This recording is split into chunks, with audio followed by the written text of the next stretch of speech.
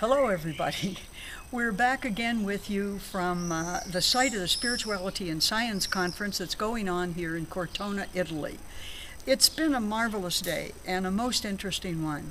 The topic for today's discussions were neuroscience and the spiritual experience.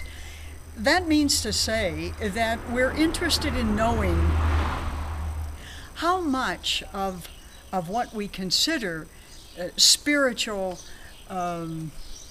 overtones in life are actually reactions or reflections of our own nervous system.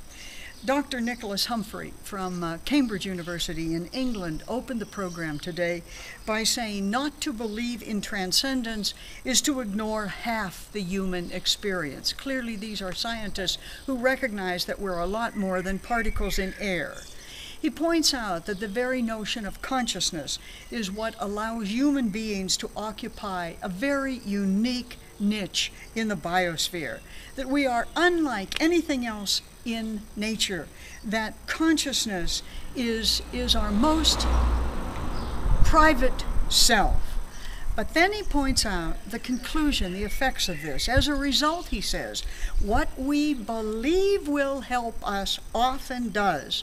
And we know this from our observations of the placebo effect, the notion that some of us take a sugar pill and others take a Prozac, and we all feel just as well at the end.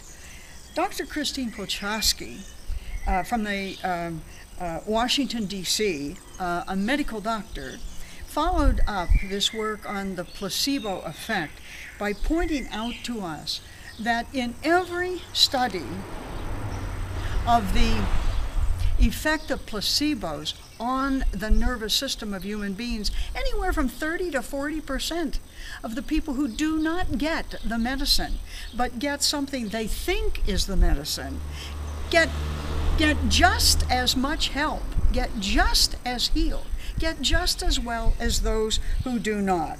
What is this telling us? It's telling us that spirituality is the strongest indicator of how people determine their will to live and are devoted to a quality of life. Those who can say, God is my purpose, I'm here for a purpose, I know what's important in life, I'm loved, are the people whose health is in good hands. Finally, Dr. Daniel Siegel, a neuroscientist, researcher, and psychiatrist from California, ended the program by telling us that when we're not integrated, body and soul, spirit and mind and human activity, our lives are fragmented. That spirituality is what is inviting us to integrate ourselves into our wholeness. He says spirituality is the next stage of embracing truth. Don't ignore your spiritual life and development. Don't make it a minor part of your life. This is your future.